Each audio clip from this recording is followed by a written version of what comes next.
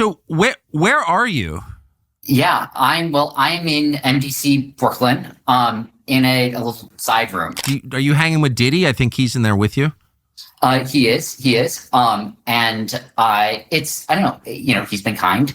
What happens when two of the world's most powerful men, a billionaire crypto prodigy and a music mogul who shaped an entire industry, find themselves sharing the same grim prison cell? This isn't the plot of a dark comedy.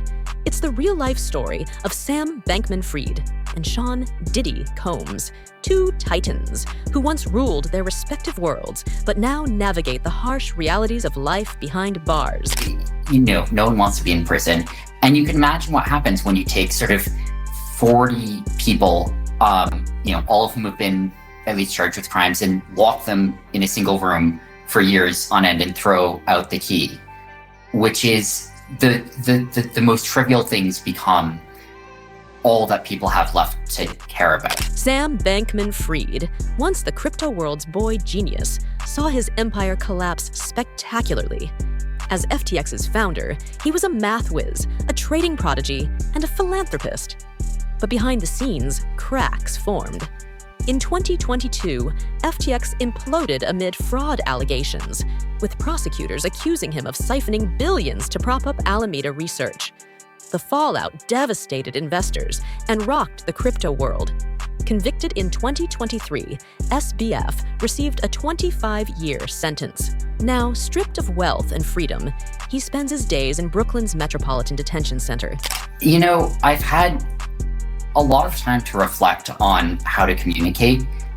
And in retrospect, I think I was not effective at communicating, especially when the crisis first hit.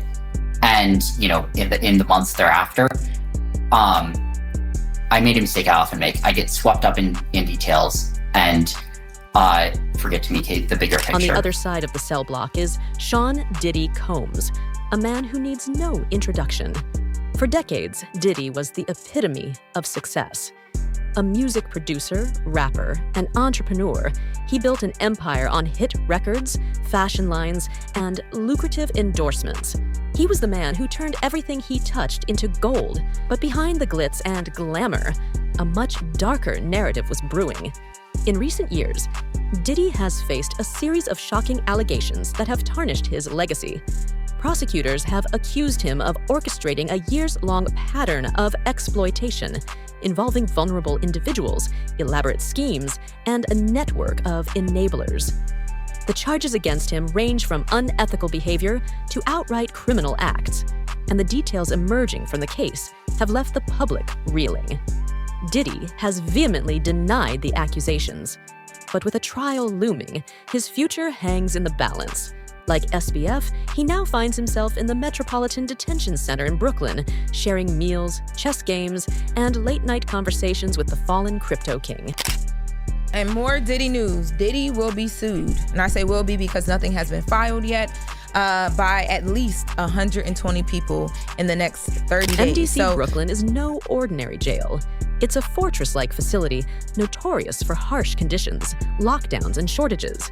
For SBF and Diddy, the adjustment has been brutal. Stripped of wealth and power, they've had to adapt. SBF plays chess with skilled inmates, often losing, while Diddy observes, adding humor. Beyond games, they bond over business, fame, and regrets. Two once powerful men now reflecting in an unlikely place.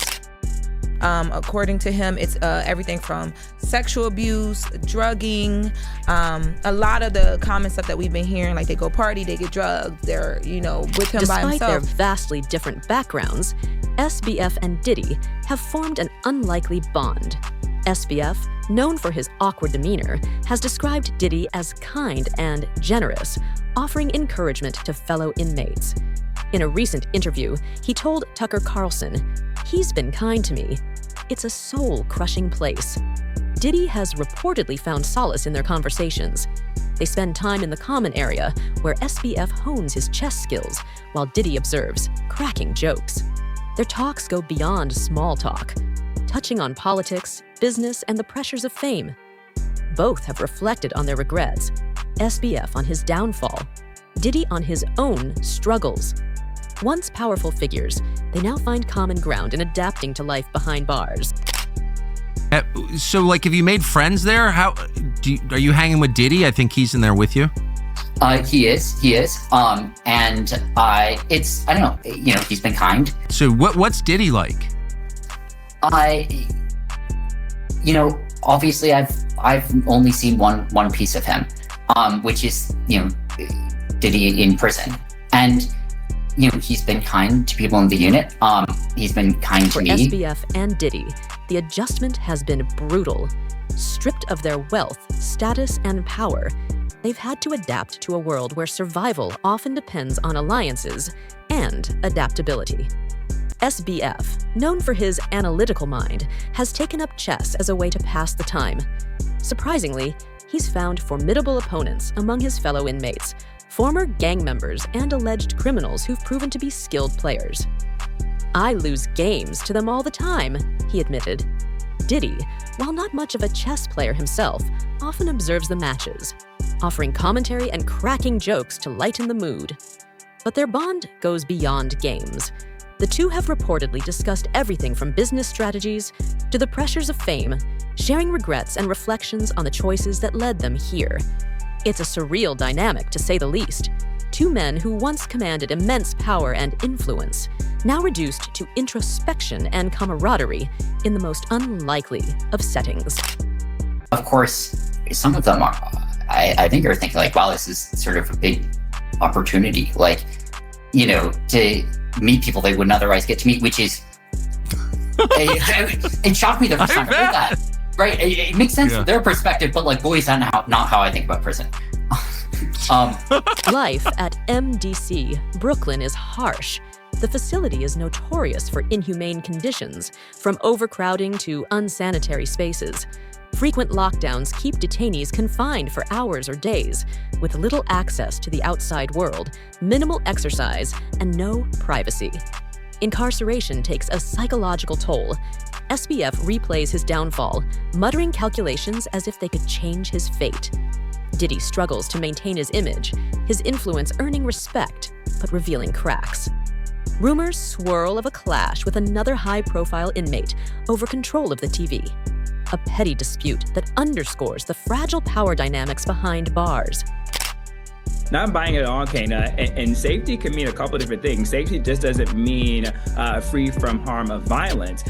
Safety can also too mean emotional and mental dynamics that could occur by Sean Combs reaching out to potential witness to get them What's to possibly next change. for Sam Bankman-Fried and Diddy? Will their bond survive prison, or will the pressure tear them apart? One thing's certain, this story isn't over. Their journey is a stark lesson on the fleeting nature of power and success. It's about ambition's cost, but also resilience and unexpected connections. Redemption or ruin, the world is watching. Can they truly change, or will their past define them? And what does their story reveal about power and ambition? Drop your thoughts in the comments and subscribe for more updates.